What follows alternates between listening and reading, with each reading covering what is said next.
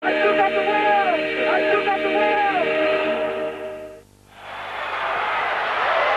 I remember when he was fighting Joe Bugner, Harold Conrad came down and shaking his head. He said, he's up there, there's a hooker in every room on his floor. And he goes from room to room. You know, he understood that this was such an opportunity to, you know, be with the champ. So this was kind of like a sexual autograph. I think he was just, you know, very healthy, big guy who could pull when he wanted to. He was beautiful after all. He was the heavyweight champion of the world. He was also a very exciting figure in society in general. And he was quite randy. Who cares, really? What's important is what they say and how they affect themselves in public. What they do after 6 p.m., as they say, is their business. I think we're really too concerned with a person's private life. I think Muhammad sees that he was a flawed man, but we all are. You know, we're not perfect. So, but I mean, as far as his basic principles are good, and yes, during that time, I would say Muhammad would say, yeah, that was a mistake. I'm sorry. A lot of people ask me, your father's been married 4 times. He's got 9 kids. Well, what I have to say to that is, he is an amazing person. He claims all of his kids. He's always a father to all of his kids. He liked to be married. He married. All of his divorces were settled out of court. He gave every wife half of anything he had. Never made anyone sign a prenup. He's got a soft, giving heart, and he's lovable, and he loves pretty women. And I'm glad because we're all here.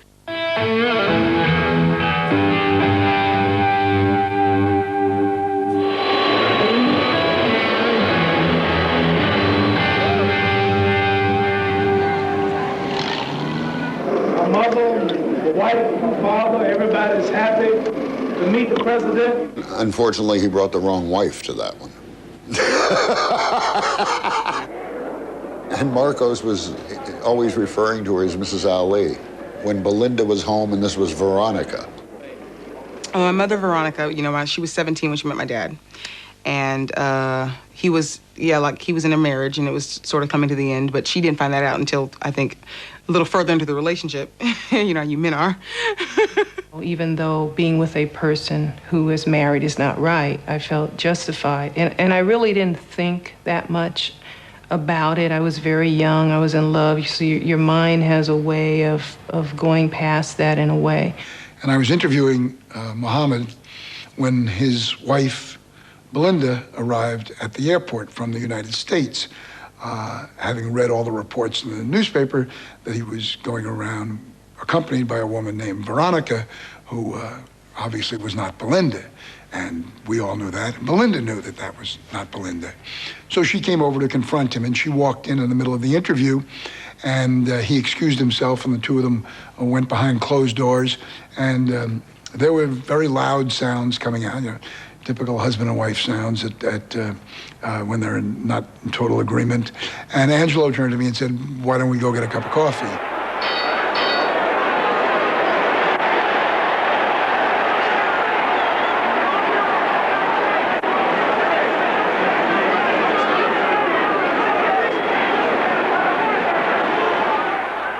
Ali's whole fight was to keep Joe off at the end of his jab. Joe's thing is to get under here, move this aside and get here.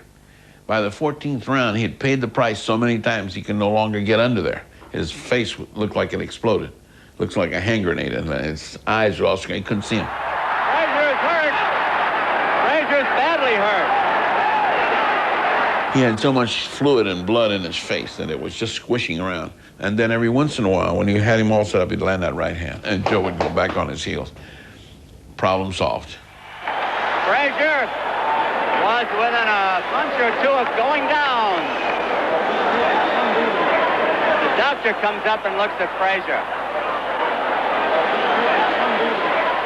Frazier was a blind man groping for him, and Eddie Futch stopped it between rounds. An act of compassion rare to boxing. I think it's going to be over. It's all over. Futch, one of the great trainers in the world, who had seen 4 fighters killed in the ring, decided it wasn't worth it and said, "Sit down, son, it's all over."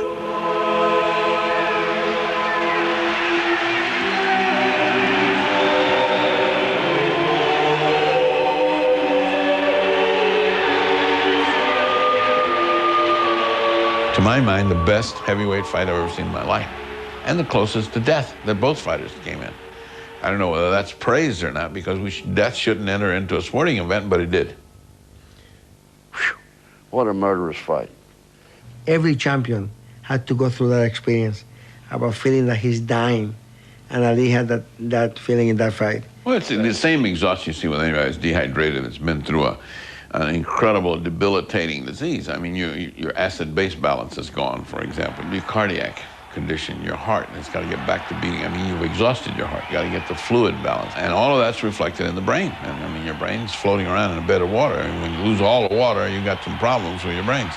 On top of all of that, somebody's pummeling you.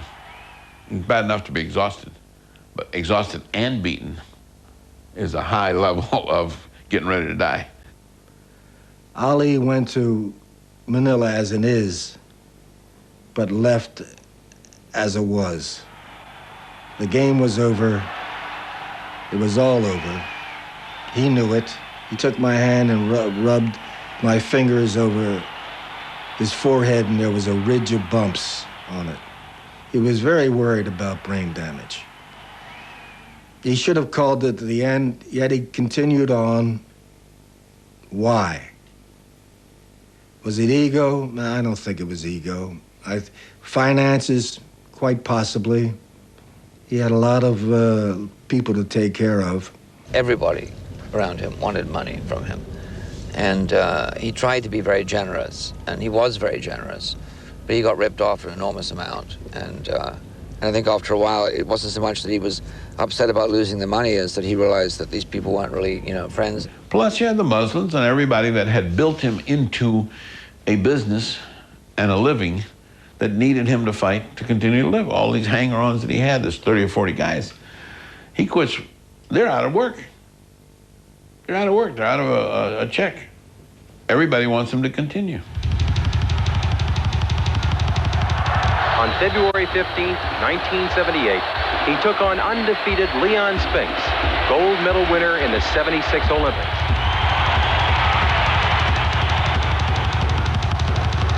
Am I really the greatest of all time? Of all time?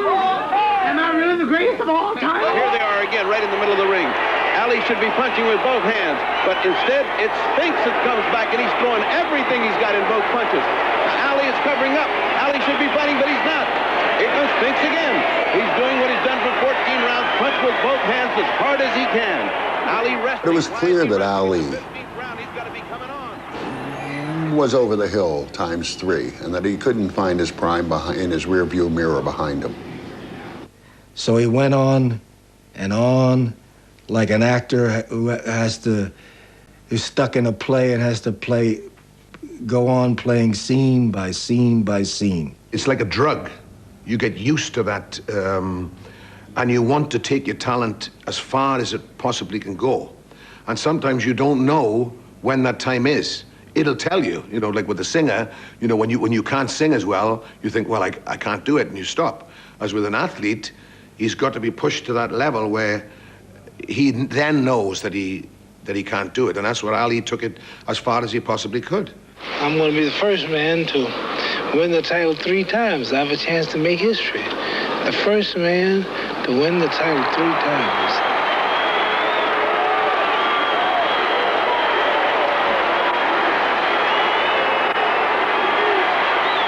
He's going to show everybody he is there all the way. The most shocking. And he is dancing. Round 14. That's the most shocking thing. And he is. The Leon Spinks fight was one of the favorite fights for me because of the fact that he was able to come back, and he didn't come back and really beat up Leon Spinks. He actually came back and beat him mentally and used his ring science to beat him. That is about it, folks.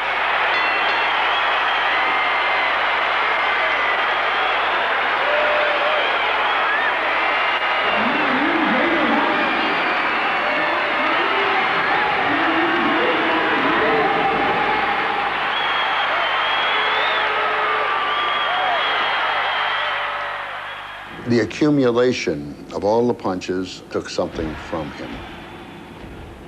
Those last fights sped him on his merry way. Nobody in the history of boxing ever took a punch better than Muhammad Ali. Sadly, there's a price to be paid for that. And his condition now is the direct result of physical trauma of the brainstem. People talk about Parkinson's disease. It's not Parkinson's disease, it's Parkinson's syndrome, which can have several causes, but the specific cause in Muhammad's case is physical trauma of the brainstem. Ali insists that his weight has come down from 251 pounds to 238. If you believe that, Ali also says he is not fighting because he needs money, but only because he wants to win the heavyweight title for an unprecedented 4th time. Ali's feet may not be as fast as they once were, but his tongue is still dancing. Why they have that saying in boxing, they never come back. But when I'm 4-time champion, I'll be the only athlete and the greatest. I'm already the greatest, but I'm going to be sure in case somebody get it 3 times, I'm put some insurance on get it 4. Because to beat that, you got to be little boy, 2 years old, whoever you out there, to get past the record, to break my record, soon you're going to have to be 5-time champion. Is there any little boys out there, any race, creed, or color, that think you can be 5-time world heavyweight champion? Not in our lifetime. Best shape of his life. The doctor gave him thyroid pills, which sapped his strength, made him look beautiful physically. He looked like a picture of health. He never looked better. But the point was, the tank was empty. The thyroid pills definitely ruined him.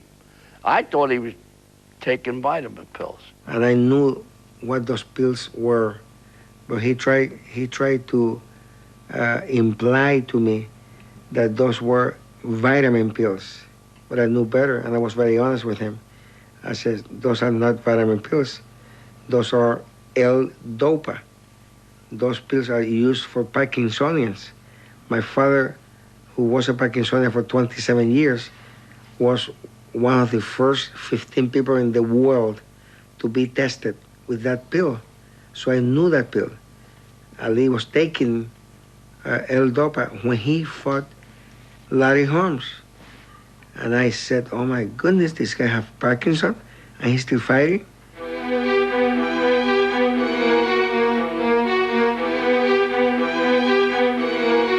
Holmes would hit him and the perspiration would fly off his face 2 feet. I mean, it was just wham. It wasn't long until it was obvious to me, hey, something's wrong.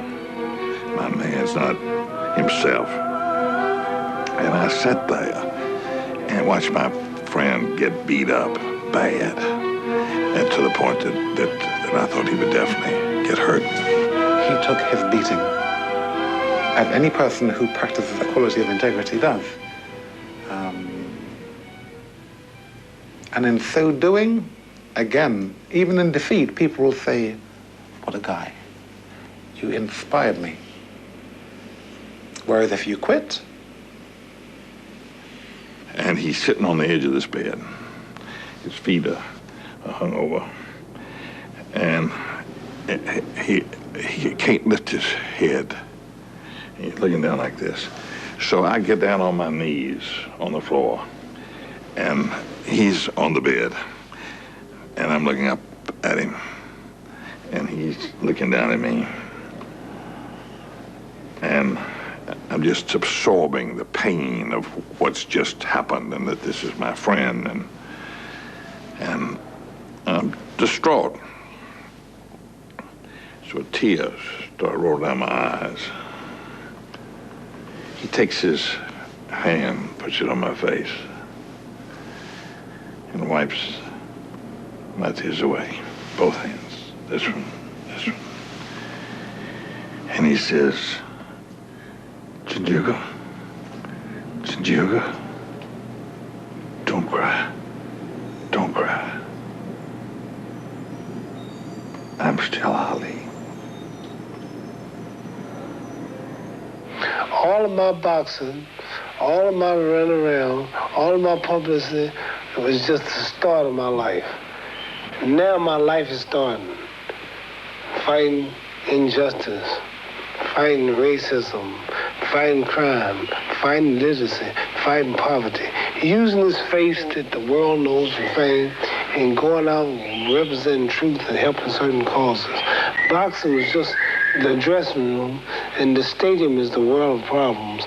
boxing was just to introduce me to the world. Now, they say life starts at 40, right? You ever heard that? I sure have. I'm 39.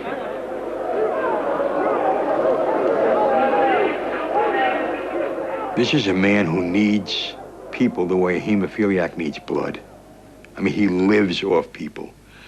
Probably still does, but certainly did during all those years when we were close and the circus was going on and the drama and the tension. I mean, had to have people. He was a big kid, and I don't think a lot of people could accept that. They wanted him to be responsible and grown up all the time. And that doesn't happen very often, you know. I mean, he wasn't a statesman, as he tried to pretend he was. He didn't understand the intricacies of politics. He was sent off to help the boycott of the Moscow Olympics. Didn't really understand that either. I mean, he was a pawn in many ways. The press followed him everywhere, hence he had global communication. No matter where he went, if he went into a sewer, they were going to go down and take a look. Africa, anywhere. The bad part of that was they did that because they could make money off him. The good part was he knew it and used it to reaffirm certain human beliefs that must not be forgotten. The Ali icon, ironically, created as an icon of resistance, and that was its power. That's why people wanted Muhammad Ali's picture up on the wall. Now it became something that was extremely profitable. And now suddenly Muhammad's comet is blazing through the air again. Hustling agents, collectors of memorabilia, all kinds of people bring him into prominence. Suddenly he is everywhere. The man in the middle, former heavyweight champion Muhammad Ali. He's here in the nation's capital to hawk a new product. Champ Gourmet Chocolate Chip Cookies. The Ali industry, which is pretty huge now, there's something like 57 Ali books and a couple of films and documentaries and whatever. And a collector called Hank Kaplan happened to be in the same gym. And he's got an enormous store of boxing memorabilia. And he had a cigarette in his mouth. He pulled it out of my mouth and he said, "You shouldn't be smoking, no good for you." And signed it and stuck it back in Hank's mouth. He says, "Here, you keep this. It's going to be worth a lot of money someday."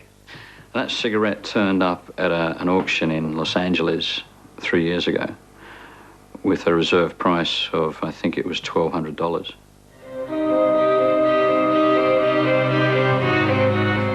My mother and father, they got along, but I think they got to a point where my mother divorced my father. She just wasn't happy. She married him real young. I think she needed to be independent and be on her own, and they stayed friends.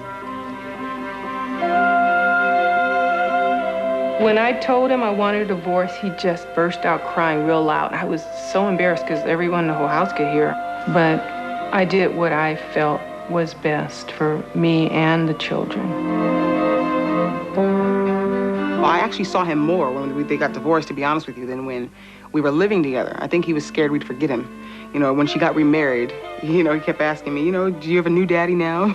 Do you give him kisses? Do you hug him too? He's like a big kid. And Lonnie, his present wife, he's known amazingly all of his life. Their mothers were best friends. They grew up across the street from one another. He sometimes would babysit her, and she was kind of a friend to him throughout all of his marriages. And now they're married. So she takes good care of him. He's happy. She's happy. We're happy with her. As many of you know, my husband has been battling Parkinson's for over a decade. It has been one of his greatest challenges in a lifetime of standing up to many monumental challenges, both inside and outside of the ring. He figured Parkinson's wasn't going to kill him, so he would endure the problems that came with the disease, the slow movements, the rigidity, and the tremor. Initially, he was not a willing patient, and you can ask his doctors about that. For people that are worried about him, and love him and want to know how he's doing, he is amazingly strong and confident. He doesn't feel sorry for himself. His condition is 100% motor. It's physical. It has nothing to do mentally with anything. It doesn't affect his memory. He's extremely sharp. He is standing up there and he's looking that obscene monstrosity called Parkinson's disease right in the eye and say, "Screw you." He's handling the disease just as good as he did boxing. He's getting the most out of the disease. The guy's milking the disease, and he's sick. There's no question about it. He just will not knuckle under. And as Parkinson's got the upper hand and continued to go, I'm going to light that damn flame in Atlanta. Don't tell me I can't do it because I don't have Parkinson's. Parkinson's, you're nothing. I've beaten tougher opponents than you.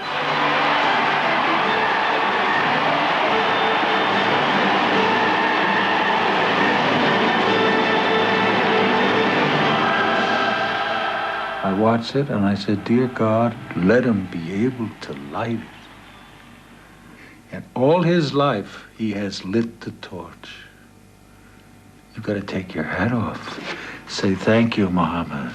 You're indeed a man. I cried when I saw that. I had to watch it on TV here, and I'm saying out loud, you deserve that. You deserve that. You deserve that. I felt like I'm so proud of you, and I was. And I felt like America finally says, hey, we've got a hero here.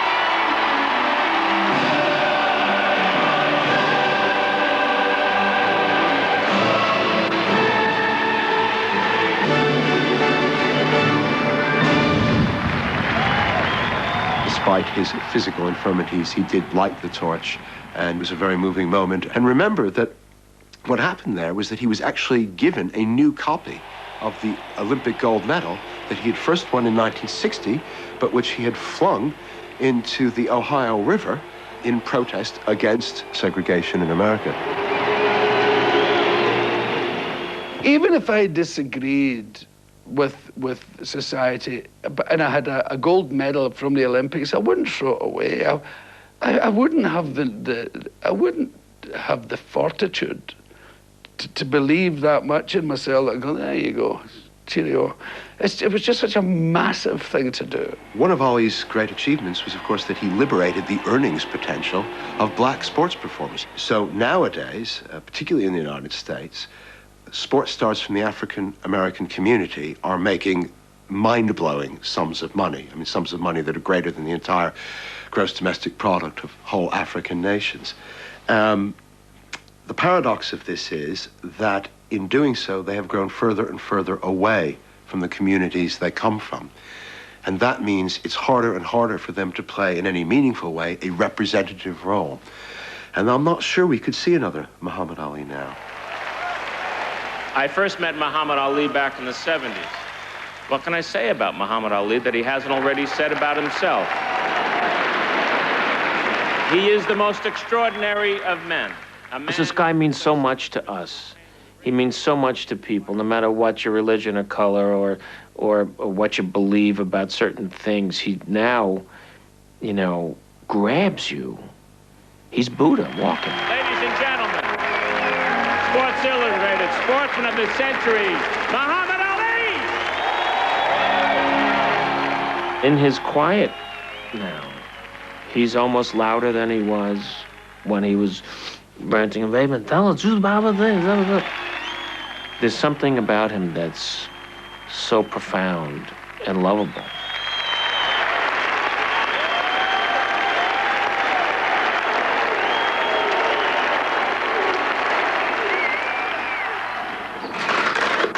Recently, Muhammad was named as one of the 9 messengers of peace for the United Nations. In addition to this, we have committed a good deal of our time and focus on the Muhammad Ali Center in our hometown of Louisville, Kentucky. Its goal is to inspire people to be in earnest of their pursuits, of their full potential, to believe that they are the greatest.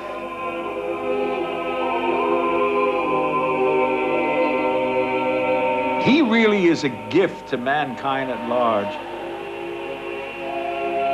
This man spiritually represents the essence of honor that should exist in all of us.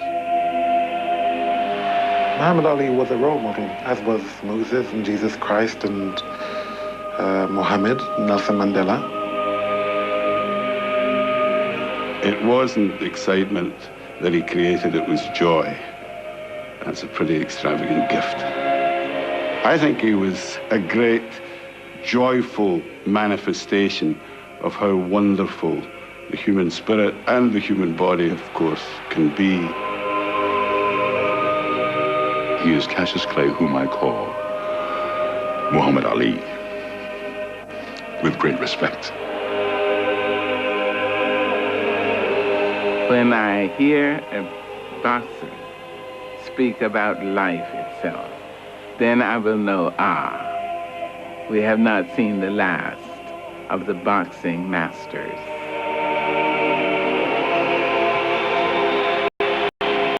I'm proud, actually, to live in Ali's time, to have been a part of his age. He was so vibrant, and he was so much a part of our growing up, that of all people, we didn't want to see him get old. That's the shame of his condition today. But to ask Ali, do you regret where you are now, as I have? He said, if I hadn't boxed, very quiet a voice, I'd still be a sign painter in Louisville. He doesn't regret it. I don't know why we do.